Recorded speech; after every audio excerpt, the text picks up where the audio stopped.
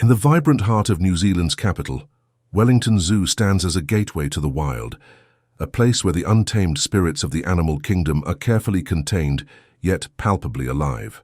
Nestled amid rolling hills and kissed by the cool Pacific breezes, the zoo has long been a haven for families seeking adventure and education.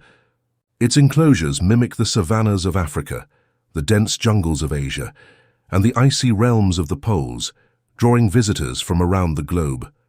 But on a seemingly ordinary spring day in 2012, this beloved institution witnessed an event that would etch itself into internet. Folklore and inspire millions, a heart-stopping encounter between a 3-year-old girl named Sophia Walker and a formidable African lion named Malik Wellington. Zoo isn't just any zoo. It's a sanctuary committed to conservation and animal welfare, home to over 500 species. The big cat enclosures in particular are a highlight, designed with vast naturalistic habitats, featuring rocky outcrops, tall grasses, and shaded retreats. Malik, a magnificent specimen weighing over 400 pounds, had been a resident since his youth, rescued from the wilds of Namibia, where poaching threats loomed large. His golden mane, thick and regal, framed a face that commanded respect and fear in equal measure. Lions like Malik are apex predators, wired by evolution to defend their territory with unyielding ferocity. In the wild, a mere glance from a rival could spark a deadly brawl. Here in captivity, that instinct simmered beneath the surface, occasionally flaring during feeding times. It was during one such routine feeding session that Sophia entered the scene. The Walker family, Sophia's parents, Mark and Emily, along with her older brother, had travelled from their home in nearby Christchurch for a weekend getaway. Mark, a software engineer with a passion for wildlife photography, had always dreamed of capturing the zoo's majestic inhabitants up close. Emily, a kindergarten teacher, saw the trip as a perfect blend of fun and learning for their children. Sophia, at just 3 years old, was the epitome of toddler curiosity, chubby-cheeked with tousled brown hair and an infectious giggle. Clad in her favourite pink puffy coat, a hand-me-down from her cousin that made her feel like a brave explorer, as she put it, she toddled ahead of the family, her tiny sneakers crunching on the gravel paths. The day unfolded like any other zoo visit. They marvelled at the cheeky meerkats popping from their burrows, laughed at the giraffes' long-necked graces, and tossed peanuts to the elephants. But as they approached the lion enclosure, the atmosphere shifted. The air grew thicker with the musky scent of predators, and distant roars echoed like thunderclaps. A sign warned visitors. Respect the barrier. These animals are wild at heart.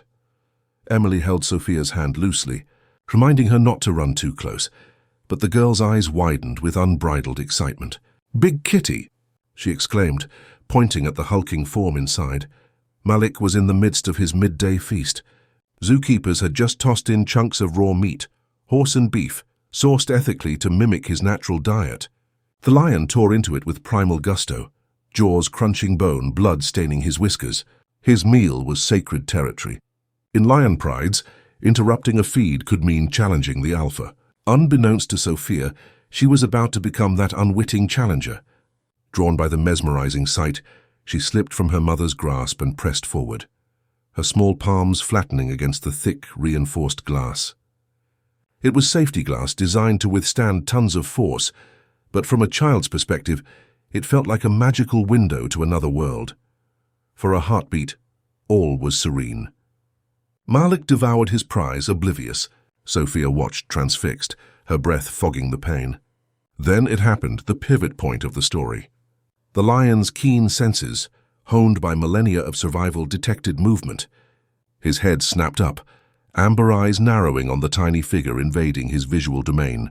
In the wild, such an intrusion might signal a hyena or rival lion. Here it was a pink-coated human cub, no taller than his knee. A low growl emanated from deep within his chest, vibrating through the enclosure like an earthquake's rumble. Visitors nearby froze, sensing the shift. What followed was a surge of raw power. Abandoning his meal mid-bite, Malik exploded into motion. His muscular body coiled and launched, covering the distance to the glass in seconds. Massive paws, each the size of a dinner plate and tipped with retractable claws, slammed against the barrier with bone-jarring force. The impact reverberated, causing the glass to flex ever so slightly, a testament to its engineering but enough to send shivers down spines. He roared, a deafening bellow that exposed rows of razor-sharp fangs yellowed from age and use. Saliva flew and his mane bristled like a crown of flames. Swipe after swipe followed, deliberate and ferocious, as if he could shatter the invisible wall and claim his space. Onlookers gasped in unison.